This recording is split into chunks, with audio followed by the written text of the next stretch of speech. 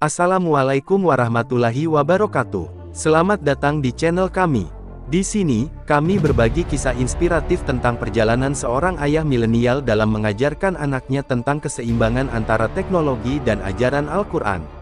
Sebuah perjalanan yang penuh tantangan, tapi juga penuh hikmah. Jangan lupa untuk subscribe, like, dan aktifkan lonceng notifikasi agar tidak ketinggalan kisah-kisah penuh makna lainnya. Semoga kisah ini memberikan inspirasi dan manfaat bagi kita semua. Faris menatap layar laptopnya dengan fokus, tangannya lincah menggerakkan kursor sambil menyelesaikan desain untuk klien. Sebagai seorang desainer grafis, ia terbiasa bekerja berjam-jam di depan layar. Di sudut lain ruang keluarga, Ryan, putranya yang berusia 7 tahun, duduk dengan serius menatap tablet. Jari-jarinya cekatan mengendalikan karakter di game yang sedang ia mainkan. Suara musik dari game itu terus menggema, sesekali disertai sorak kegembiraan Ryan saat berhasil melewati tantangan dalam permainan. Awalnya, Faris tidak terlalu mempersoalkan kebiasaan Ryan bermain gadget. Baginya, teknologi adalah bagian dari kehidupan modern, dan tidak mungkin sepenuhnya dihindari. Lagi pula, ia sendiri juga bekerja di bidang digital. Namun, akhir-akhir ini, Aisyah, istrinya, mulai mengeluh. Ryan semakin sulit diajak mengaji, keluhnya suatu malam. Setiap kali disuruh membaca Iqra, selalu saja ada alasan. Katanya capek, ngantuk, atau malah langsung ngeluh bosan. Faris hanya tersenyum saat itu, menganggapnya sebagai hal biasa bagi anak seusia Ryan. Namun, pagi ini, sesuatu membuat Faris mulai berpikir ulang. Ketika ia hendak pergi ke kantor, ia mendengar percakapan singkat antara Ryan dan ibunya. "Ryan, yuk mengaji dulu sebelum main," bujuk Aisyah lembut. Alih-alih menurut, Ryan malah menjawab tanpa mengalihkan pandangan dari layar, "Sebentar, Umi. Lagi seru nih. Satu ronde lagi ya." Faris melihat wajah istrinya berubah kecewa, tetapi ia tidak memaksa. Sebagai ayah, ia merasa tidak enak hati melihat putranya lebih tertarik pada game dibandingkan membaca Al-Quran. Di perjalanan menuju kantor, kata-kata Aisyah terus terngiang di kepala Faris. Ia mulai bertanya pada dirinya sendiri, apakah aku terlalu membebaskan Ryan bermain gadget? Apakah ini salahku karena membiarkan teknologi menguasai kesehariannya? Ia ingat bagaimana dulu, ketika masih kecil, orang tuanya sangat tegas dalam urusan ibadah. Setiap maghrib, ia wajib mengaji sebelum boleh melakukan aktivitas lain. Tapi zaman telah berubah, dan ia pun tak ingin menjadi ayah yang kaku dan otoriter. Malam harinya, Faris mencoba berbicara dengan Ryan secara santai. "Ryan, kenapa sekarang jarang mengaji?"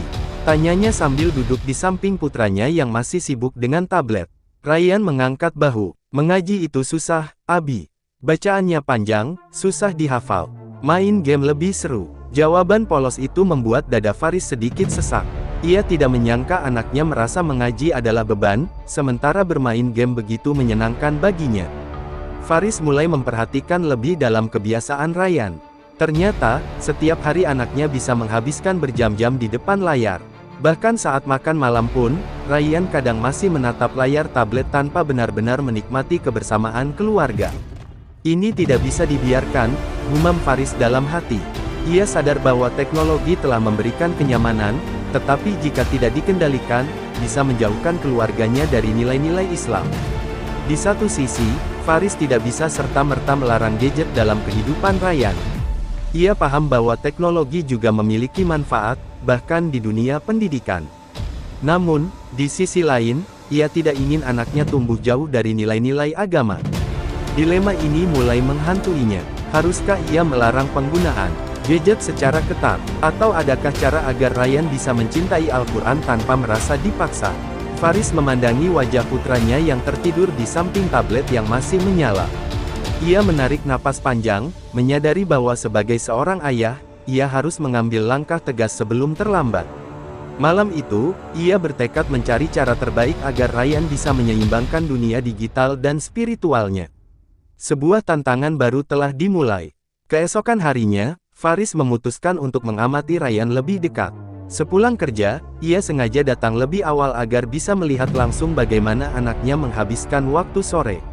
Seperti yang sudah diduganya, begitu selesai makan, Ryan langsung mengambil tabletnya dan tenggelam dalam dunia game.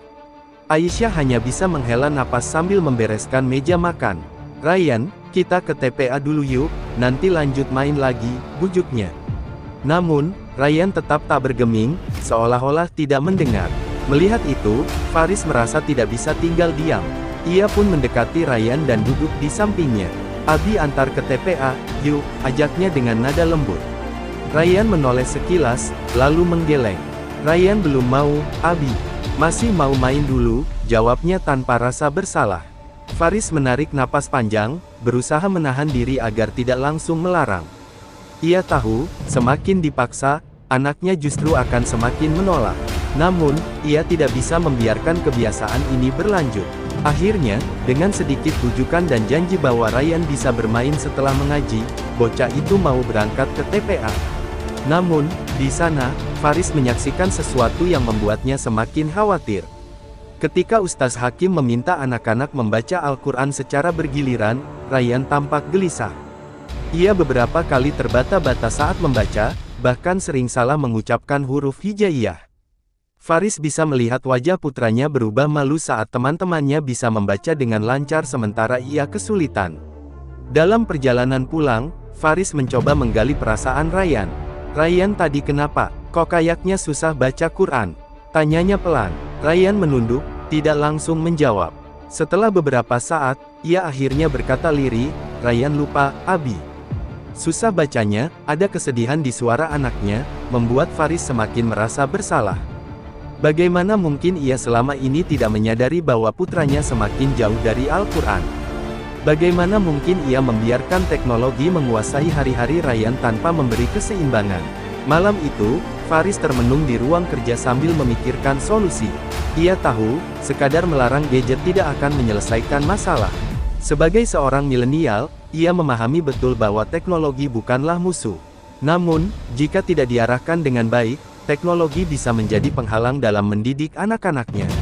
Ia pun mulai mencari cara agar Ryan bisa belajar Al-Quran dengan cara yang lebih menyenangkan, tanpa harus merasa terpaksa. Saat sedang mencari informasi di internet, Faris menemukan beberapa aplikasi interaktif yang bisa membantu anak-anak belajar Al-Quran dengan cara yang lebih menarik. Ada aplikasi yang menggunakan animasi, ada juga yang berbentuk permainan edukatif. Ia mulai berpikir, mungkin inilah cara terbaik untuk menghubungkan dunia digital dengan pendidikan agama. Dengan pendekatan yang lebih kreatif, mungkin Ryan akan lebih tertarik untuk belajar. Namun, Faris sadar bahwa teknologi saja tidak cukup. Ia sendiri harus menjadi contoh bagi putranya. Selama ini, ia terlalu sibuk dengan pekerjaannya dan jarang mengaji di depan Ryan. Bagaimana mungkin ia mengharapkan anaknya mencintai Al-Quran jika ia sendiri tidak menunjukkan kecintaan itu? Malam itu, ia mengambil mushaf Al-Quran dan mulai membaca, berharap Ryan kelak bisa melihatnya dan mengikuti jejaknya. Dalam hati, Faris bertekad untuk mengubah cara mendidik putranya. Ia tidak akan hanya menjadi ayah yang sibuk mencari nafkah, tetapi juga seorang pembimbing yang bisa menanamkan nilai-nilai Islam di hati Ryan. Dunia digital memang sudah menjadi bagian dari kehidupan mereka, tetapi ia yakin bahwa Al-Quran tetap harus menjadi pedoman utama. Ia hanya perlu mencari cara terbaik untuk menjembatani keduanya. Keesokan harinya, Faris merasa harus segera mengambil tindakan. Ia semakin yakin bahwa kebiasaan Ryan bermain gadget tanpa batas harus dikendalikan. Maka, sepulang kerja, ia dan Aisyah berdiskusi untuk menetapkan aturan baru. "Mulai besok, kita batasi waktu bermain gadget Ryan," ujar Faris tegas. Aisyah setuju, meski ada sedikit kekhawatiran. "Kita harus siap kalau Ryan menolak. Dia sudah terbiasa dengan tablet setiap hari," katanya. Faris mengangguk. Ia tahu perubahan ini tidak akan mudah, tetapi harus dilakukan demi kebaikan putra mereka. Keesokan harinya, ketika Ryan hendak mengambil tabletnya seperti biasa, Faris menghentikannya. "Ryan, mulai sekarang, kita punya aturan baru. Gadget hanya boleh dimainkan setelah mengaji dan tidak boleh lebih dari 1 jam sehari." Ryan terdiam sejenak, seolah mencoba mencerna kata-kata ayahnya. Namun, begitu ia menyadari bahwa aturan ini benar-benar diterapkan, wajahnya langsung berubah. "Tapi, Abi, aku belum selesai main. Aku baru mau naik level," protesnya dengan nada keras. Faris tetap tenang, mencoba bersikap tegas namun tidak marah. "Ryan boleh main, tapi ada waktunya. Kita harus belajar menyeimbangkan semuanya, nak, ujar Faris lembut. Namun, Ryan tidak bisa menerima keputusan itu begitu saja. Ia mulai merengek, lalu berubah menjadi marah. Abi nggak adil, teman-temanku boleh main sepuasnya, kenapa aku nggak boleh? Tangisnya pecah. Ia berlari masuk ke kamar dan membanting pintu. Faris menghela napas berat. Ia tahu reaksi ini mungkin terjadi, tetapi melihat anaknya begitu kecewa tetap membuatnya merasa bersalah. Aisyah mendekatinya dan berbisik, "Apa kita terlalu keras?" Faris menggeleng. "Kalau kita tidak mulai sekarang, nanti akan semakin sulit." Meski yakin dengan keputusannya, Faris tidak bisa mengabaikan rasa tidak nyaman di hatinya. Ia tidak ingin menjadi ayah yang hanya melarang tanpa memberikan solusi yang lebih baik. Selama beberapa hari, suasana rumah terasa berbeda. Ryan menjadi lebih pendiam dan sering terlihat bosan. Ia tidak tahu harus melakukan apa tanpa tablet di tangannya. Faris mencoba mengajaknya bermain di luar, tetapi Ryan hanya setengah hati mengikuti. Ia masih merasa kehilangan sesuatu yang telah menjadi bagian dari kesehariannya.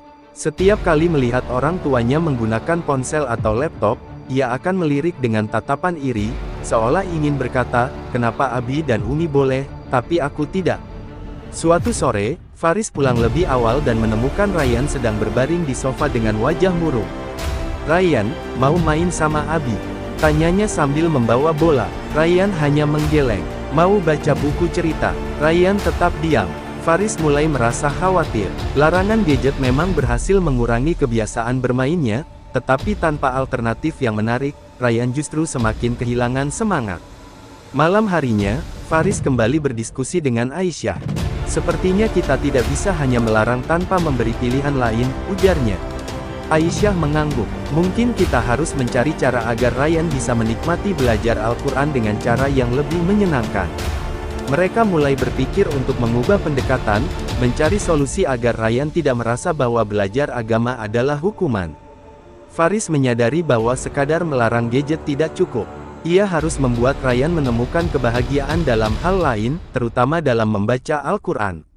Jika tidak, anaknya hanya akan merasa dipaksa dan semakin menjauh dari apa yang sebenarnya ingin ia tanamkan.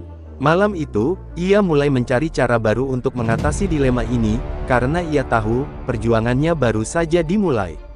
Keesokan harinya, Faris masih memikirkan cara terbaik untuk mengatasi dilema ini. Ia sadar bahwa sekadar melarang gadget tanpa solusi yang menarik tidak akan berhasil. Ryan masih terlihat murung, dan meskipun waktu bermainnya berkurang, semangatnya juga ikut meredup. Di tengah kebingungannya, Faris teringat pada Ustaz Hakim, guru mengaji di masjid dekat rumah. Ia adalah sosok yang disegani, bukan hanya karena ilmunya, tetapi juga karena caranya yang bijak dalam mendidik anak-anak. Sepulang kerja, Faris menyempatkan diri menemui Ustaz Hakim di masjid. Setelah berbasa-basi sejenak, ia langsung mengungkapkan kegelisahannya. "Ustaz, saya merasa gagal sebagai ayah. Saya ingin Ryan lebih dekat dengan Al-Quran, tapi dia justru lebih tertarik dengan gadget. Saya sudah mencoba membatasi waktu bermainnya, tapi sekarang dia malah jadi murung dan tidak semangat," curhatnya. Ustaz Hakim tersenyum, seolah sudah sering mendengar keluhan serupa. "Faris, anak-anak zaman sekarang memang tumbuh di dunia yang berbeda dengan kita dulu. Teknologi bukan sesuatu yang bisa dihindari, tapi bisa diarahkan," ujar Ustaz Hakim bijak. Ia melanjutkan, "Masalahnya bukan pada gadgetnya, tapi bagaimana kita memanfaatkannya. Jika kita hanya melarang tanpa memberi solusi, anak akan merasa kehilangan. Tapi jika kita bisa membuat Al-Quran lebih menarik bagi mereka, insya Allah mereka akan mencintainya tanpa paksaan." Faris terdiam, mencerna kata-kata itu. "Jadi, menurut Ustaz, saya harus bagaimana?" tanyanya. Ustaz Hakim tersenyum, lalu menjelaskan bahwa ada banyak cara untuk membuat anak tertarik pada Al-Quran, salah satunya dengan memanfaatkan teknologi itu sendiri. Ada aplikasi Al-Quran interaktif, video kisah para nabi, dan game edukasi Islami yang bisa membantu anak-anak belajar dengan cara yang lebih menyenangkan. Daripada melarang gadget, kenapa tidak mengarahkannya ke hal yang lebih bermanfaat? Mendengar itu, Faris merasa mendapat titik terang. Ia selama ini berpikir bahwa gadget adalah penyebab masalah, padahal yang sebenarnya perlu ia lakukan adalah menggunakannya dengan lebih bijak. Namun, Ustaz Hakim mengingatkan bahwa teknologi hanyalah alat. Yang lebih penting adalah contoh dari orang tua. Anak-anak tidak akan tertarik membaca Al-Quran kalau mereka tidak melihat ayah ibunya melakukannya. Jika ingin Ryan mencintai Al-Quran, maka tunjukkan bahwa kamu juga mencintainya, nasihatnya. Dalam perjalanan pulang, Faris merasa lebih tenang. Ia mulai menyusun strategi baru. Larangan total bukanlah jawabannya, tapi ia harus mengubah cara pandang Ryan terhadap Al-Quran. Ia ingin anaknya melihat bahwa belajar agama bukanlah beban, melainkan sesuatu yang menyenangkan dan bermakna. Namun, ia juga sadar bahwa perubahan ini tidak bisa instan. Ia harus bersabar dan terus memberikan contoh yang baik. Sesampainya di rumah, Faris melihat Ryan sedang duduk di sofa, menatap tablet yang belum ia nyalakan. "Abi, boleh main sekarang?" tanyanya ragu. Faris tersenyum, lalu duduk di sampingnya. "Boleh, tapi Abi punya sesuatu yang seru buat kita coba dulu," katanya. Ryan menatap ayahnya dengan penasaran. Faris pun menunjukkan sebuah aplikasi Al-Quran interaktif yang baru ia unduh. "Kita coba belajar bareng pakai ini, yuk. Kalau Ryan bisa menyelesaikan tantangan di sini, nanti boleh main game kesukaanmu." Mata Ryan berbinar, seolah mulai tertarik. Faris tahu bahwa ini baru langkah awal, tapi setidaknya, ia telah menemukan cara untuk memperbaiki kesalahan sebelumnya. Ia yakin, dengan pendekatan yang lebih lembut dan kreatif, Ryan akan lebih mudah mencintai Al-Quran tanpa merasa terpaksa. Malam itu, ia tidur dengan hati yang lebih ringan, karena ia tahu bahwa ia telah membuat keputusan yang lebih bijak. Keesokan harinya, Faris mulai menerapkan strategi barunya. Saat Ryan bangun pagi, ia tidak langsung melarang anaknya bermain gadget, tetapi mengajaknya untuk mencoba aplikasi Al-Quran interaktif yang mereka lihat tadi malam. "Ryan, Abi punya tantangan buat kamu hari ini," kata Faris dengan nada antusias. Ryan yang masih mengantuk mengerjapkan matanya, lalu bertanya, "Tantangan apa, Abi?" Faris tersenyum. "Kalau Ryan bisa menyelesaikan satu level belajar huruf hijaiyah di aplikasi ini, nanti boleh main game favoritmu lebih lama." Mata Ryan berbinar mendengar kata tantangan. Sebagai anak yang suka bermain game, ia memang selalu tertarik dengan konsep tantangan dan hadiah. Dengan semangat, ia pun mengambil tablet dan mulai mengikuti petunjuk dalam aplikasi tersebut. Awalnya, ia terlihat sedikit kesulitan, tetapi karena aplikasinya menggunakan animasi yang menarik, ia mulai menikmatinya. "Wah, ini seru juga, Abi," serunya saat berhasil menyelesaikan satu tantangan. Faris tersenyum lega, merasa bahwa langkah kecilnya mulai membuahkan hasil. Setelah beberapa hari menerapkan metode ini, Faris melihat perubahan pada Ryan. Meskipun ia masih suka bermain game, kini ia mulai terbiasa membuka aplikasi belajar Al-Quran terlebih dahulu sebelum bermain. Bahkan, terkadang ia sendiri yang meminta izin untuk mencoba tantangan baru. "Abi, kalau aku bisa menyelesaikan 2 level hari ini, boleh tambah waktu mainnya?" tanyanya suatu sore.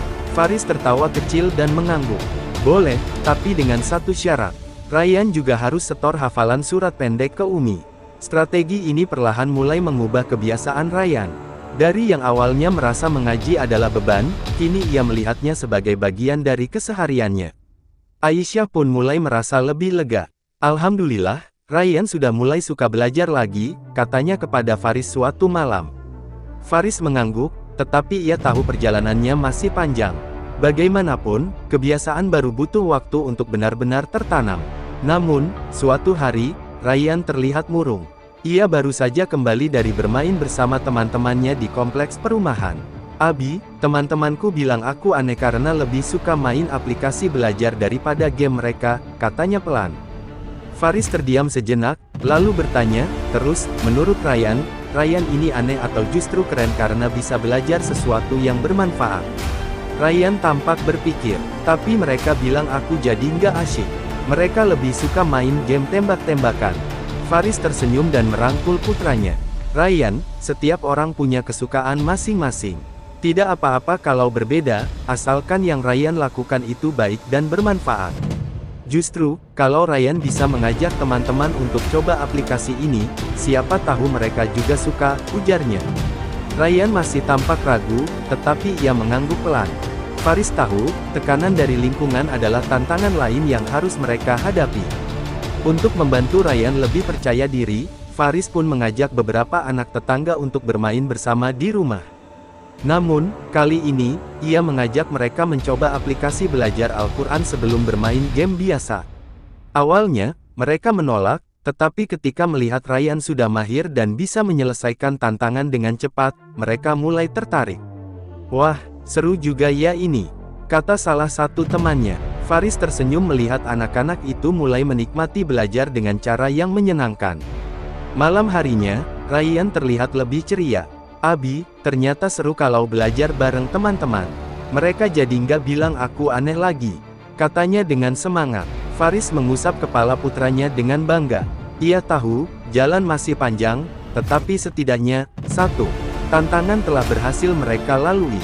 Kini, ia semakin yakin bahwa pendekatan yang tepat bisa membuat teknologi menjadi jembatan untuk mendekatkan anak-anak pada Al-Quran, bukan malah menjauhkannya. Beberapa minggu berlalu sejak Faris mulai menerapkan pendekatan baru dalam mendidik Ryan. Kebiasaan membaca Al-Quran sebelum bermain gadget perlahan mulai tertanam, dan Ryan tampak semakin menikmati prosesnya. Namun, Faris tahu bahwa mempertahankan kebiasaan baik seringkali lebih sulit daripada memulainya. Ia harus memastikan bahwa semangat Ryan tidak hanya sementara, tetapi menjadi bagian dari kesehariannya. Suatu sore, ketika Faris pulang kerja, ia melihat Ryan asyik bermain game tanpa menyelesaikan tantangan belajar Al-Quran terlebih dahulu. "Ryan, hari ini sudah mengaji di aplikasi?" tanyanya lembut. Ryan terdiam sejenak, lalu menjawab ragu, "Belum, Abi, tapi nanti aku akan baca setelah game ini selesai." Faris menghela napas, menyadari bahwa anaknya mulai kembali ke kebiasaan lama. Ia tidak ingin memarahinya, tetapi juga tidak bisa membiarkan ini berlarut-larut. Faris lalu duduk di samping Ryan. "Abi tahu, main game itu menyenangkan. Tapi Ryan masih ingatkan kesepakatannya. Mengaji dulu, baru bermain," ujarnya sambil tersenyum. Ryan menunduk, merasa sedikit bersalah. "Tapi tadi teman-teman ngajakin main duluan, Abi," jawabnya pelan. Faris memahami dilema anaknya. Lingkungan memang sering menjadi tantangan dalam menjaga konsistensi kebiasaan baik. Melihat itu, Aisyah ikut bergabung dan mencoba memberikan pemahaman. "Ryan, coba pikirkan, kalau Ryan terus menunda-nunda mengaji, nanti lama-lama Ryan jadi malas lagi, loh. Sama seperti dulu, waktu Ryan sering lupa ayat-ayat pendek," katanya dengan lembut. Ryan tampak berpikir, lalu mengangguk. "Iya, Umi, aku nggak mau lupa lagi." Dengan sedikit enggan, ia akhirnya meletakkan tabletnya dan membuka aplikasi belajar Al-Quran. Namun, tantangan tidak berhenti di situ. Beberapa hari kemudian, Ryan mulai mencari alasan lain untuk menghindari rutinitasnya. "Abi, hari ini Ryan capek, boleh nggak besok aja belajarnya?" Atau, "Umi, Ryan kan tadi sudah baca sedikit, jadi sekarang boleh main, ya?" Mendengar itu, Faris dan Aisyah menyadari bahwa ini adalah ujian bagi mereka juga sebagai orang tua. Mereka harus tetap tegas, tetapi juga sabar dan bijaksana dalam membimbing Ryan. Faris pun mencari cara agar rutinitas ini tetap menarik bagi Ryan. Ia mulai memberikan tantangan yang lebih bervariasi, seperti kompetisi kecil-kecilan di rumah. "Kalau Ryan bisa menyelesaikan hafalan satu surat baru minggu ini, Abi akan kasih hadiah spesial," katanya suatu hari. Ryan langsung antusias. "Hadiah apa, Abi?" tanyanya penasaran. Faris tersenyum. "Rahasia, tapi pasti Ryan suka." Dengan motivasi baru, Ryan pun kembali bersemangat untuk belajar. Selain itu, Faris juga mulai lebih aktif membaca Al-Quran di depan Ryan. Ia ingin menunjukkan bahwa mengaji bukan hanya kewajiban anak-anak, tetapi juga bagian dari kehidupan orang dewasa. Setiap malam sebelum tidur, ia duduk bersama Ryan dan membaca beberapa ayat, lalu mengajak putranya ikut menyimak. Lama-kelamaan, Ryan mulai terbiasa dan justru menanti-nanti momen tersebut. Pada akhirnya, Faris menyadari bahwa perjalanan ini bukan hanya tentang mengubah kebiasaan Ryan, tetapi juga tentang mengubah cara dirinya dan Aisyah dalam mendidik anak.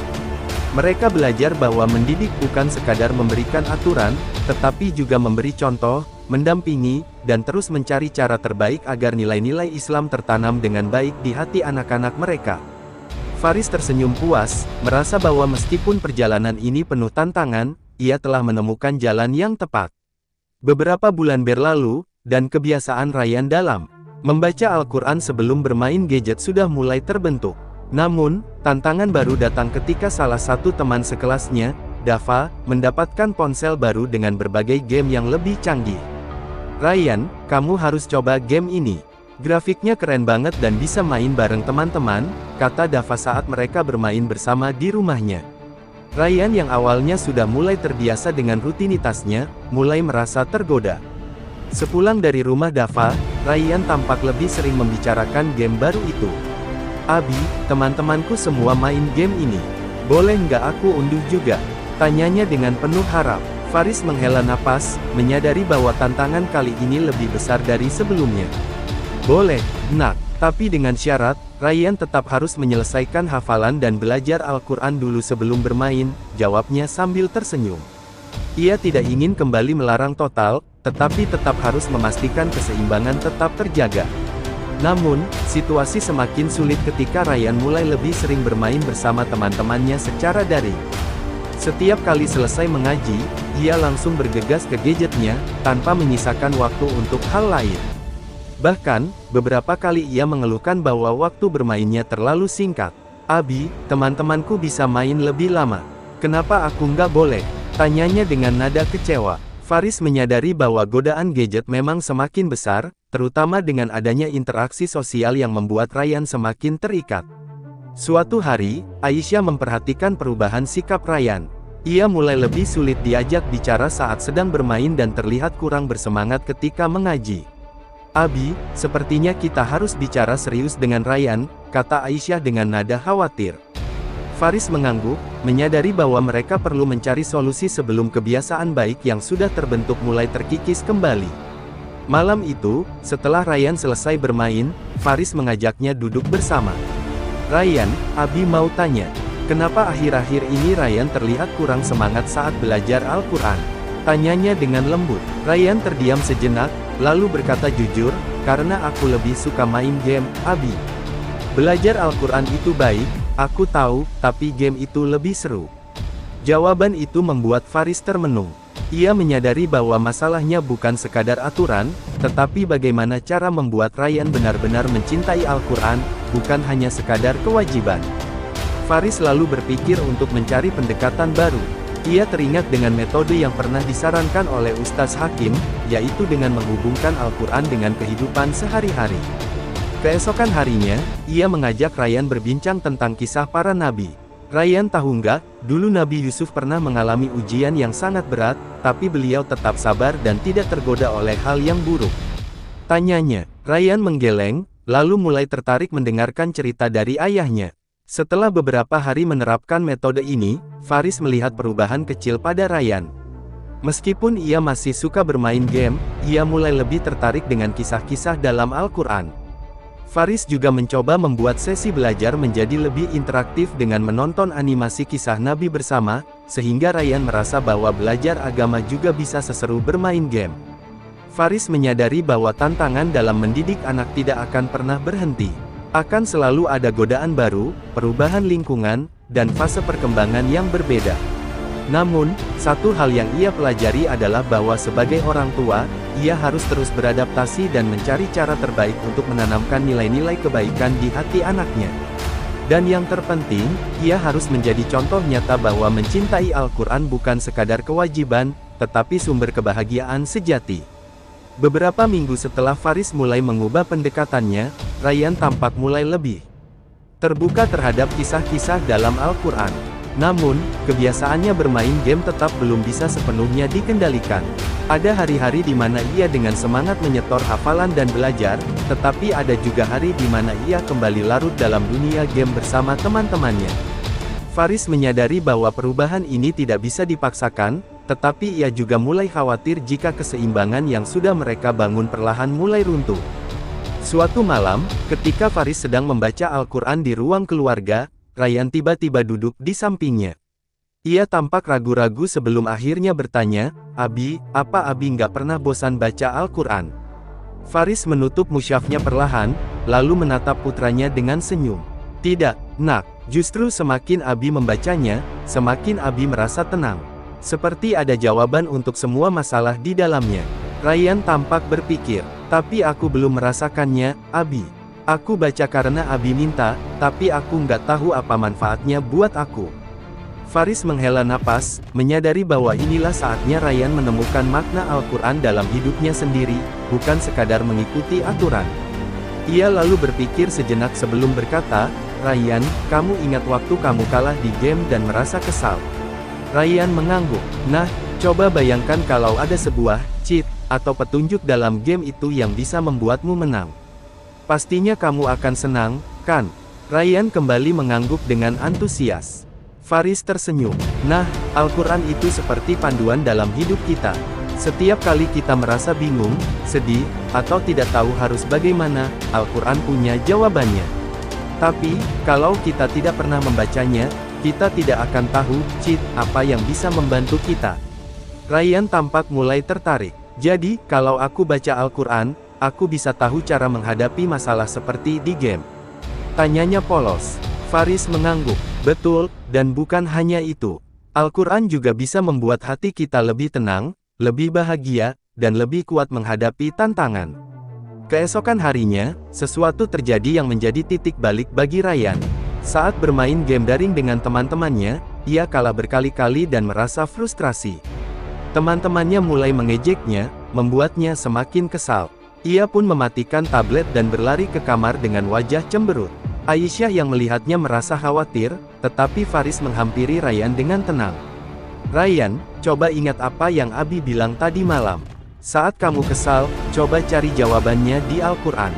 Ryan awalnya ragu, tetapi karena ingin tahu, ia mengambil mushaf kecil yang diberikan Faris beberapa waktu lalu. Ia membuka acak dan menemukan terjemahan ayat yang berbunyi, hanya dengan mengingat Allah hati menjadi tenang.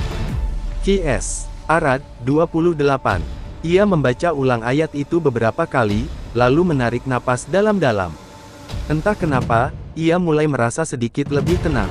Ia keluar kamar dan berkata, Abi, tadi aku coba baca ayat ini, dan aku merasa nggak terlalu kesal lagi. Faris tersenyum bangga. Itulah kekuatan Al-Quran, nak. Kalau kita memahami dan mengamalkannya, kita akan selalu punya cara untuk menghadapi masalah, sekecil apapun itu.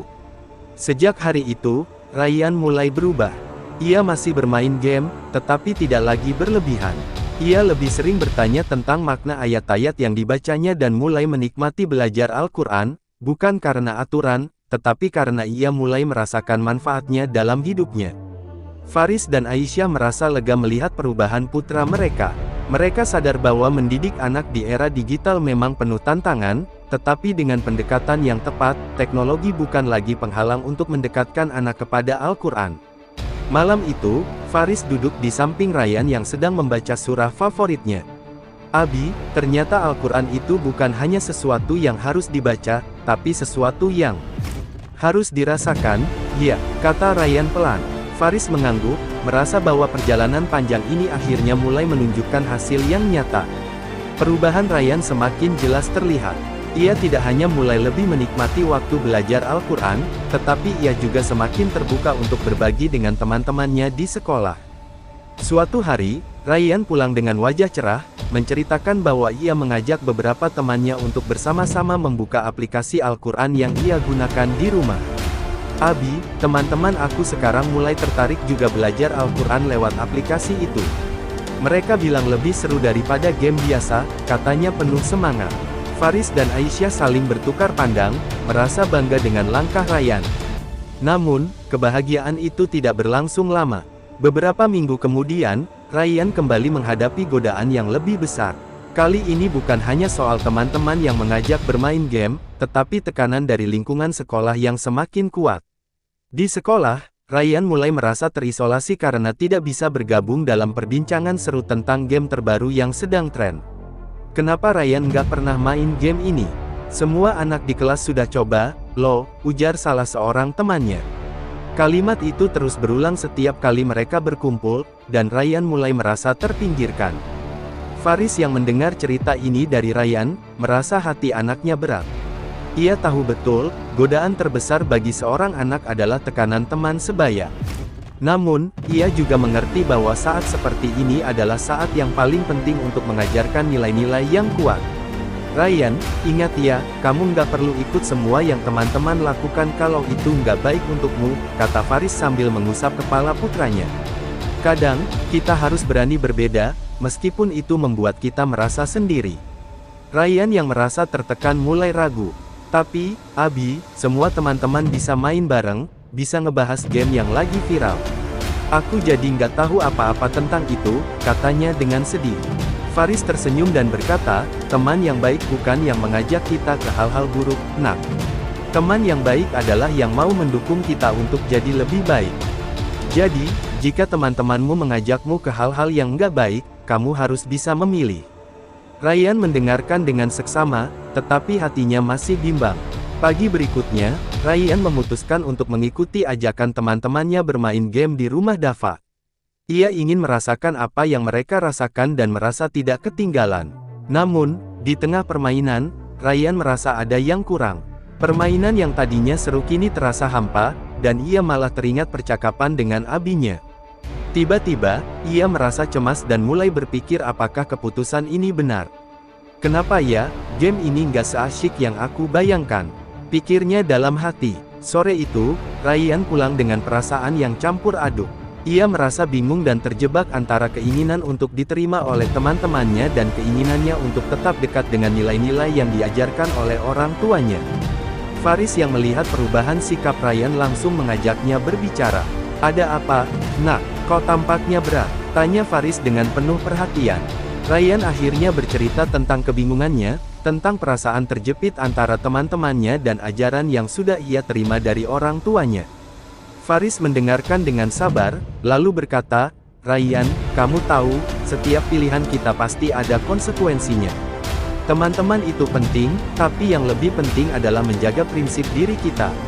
Kalau kamu merasa lebih tenang saat membaca Al-Quran dan belajar dengan cara yang kamu percaya, maka itu yang terbaik buat kamu.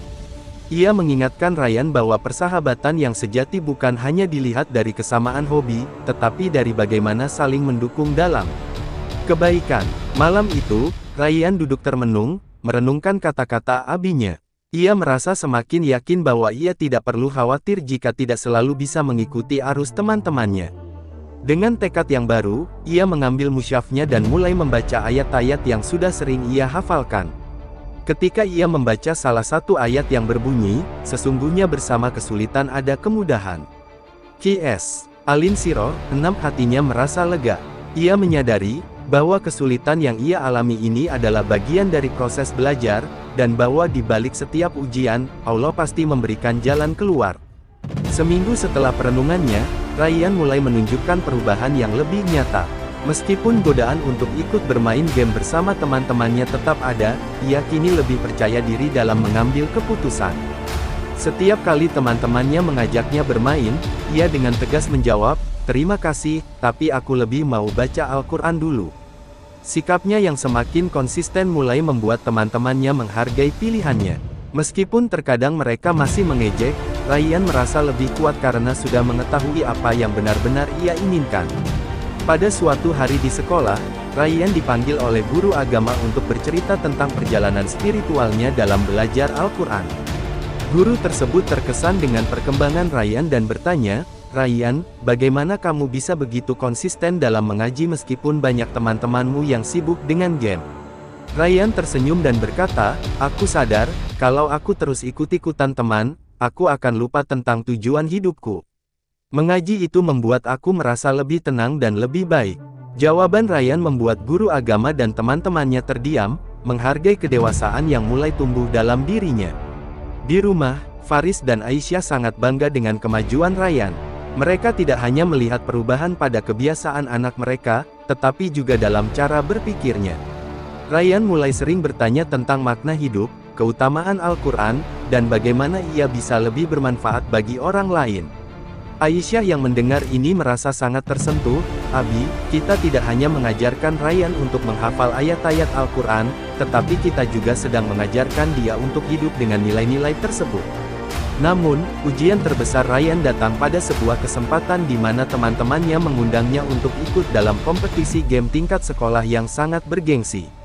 Semua orang di kelasnya sangat antusias dengan kompetisi tersebut. Mereka meyakinkan Ryan bahwa ini adalah kesempatan langka dan mungkin akan membawanya ke tingkat yang lebih tinggi. Ryan merasa cemas, dilema antara mengikuti teman-temannya dan tetap memegang teguh prinsipnya. Malam sebelum kompetisi, Faris melihat kegelisahan di wajah Ryan. "Ryan, ada yang mengganjal di hati kamu, ya?" tanya Faris. Ryan mengangguk, lalu berkata, "Abi, aku ingin ikut kompetisi itu, tapi aku juga nggak mau mengabaikan kewajibanku. Aku nggak ingin mengorbankan Al-Quran dan waktu belajar demi sesuatu yang hanya menyenangkan sesaat." Faris mengangguk paham, lalu menambahkan, "Apa yang kamu rasakan adalah ujian dari Allah. Mengikuti ajakan teman memang bisa membawa kesenangan sesaat, tetapi ketenangan hati dan keberkahan itu hanya bisa didapatkan melalui keputusan yang benar. Coba pikirkan baik-baik, nak." Ryan memikirkan kata-kata abinya sepanjang malam. Keesokan harinya, ia memutuskan untuk menolak undangan kompetisi game tersebut dengan alasan bahwa ia sudah memiliki janji untuk mengaji bersama keluarganya. Keputusan ini membuat teman-temannya kecewa, tetapi mereka menghargainya setelah mendengar penjelasan Ryan.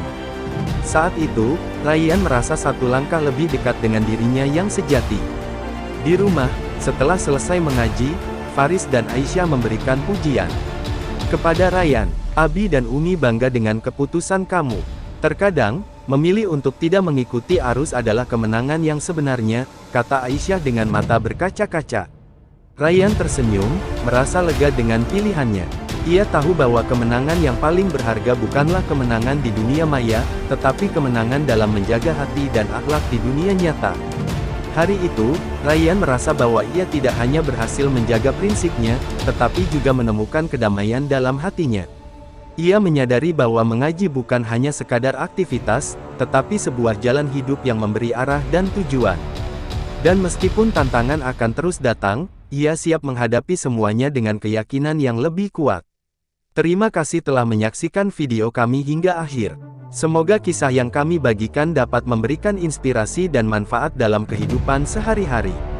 Jika ada kekurangan atau kesalahan, kami mohon maaf sebesar-besarnya. Jangan lupa untuk like, share, dan subscribe agar kita dapat terus berbagi kebaikan. Semoga Allah senantiasa memberkahi langkah kita semua. Wassalamualaikum warahmatullahi wabarakatuh.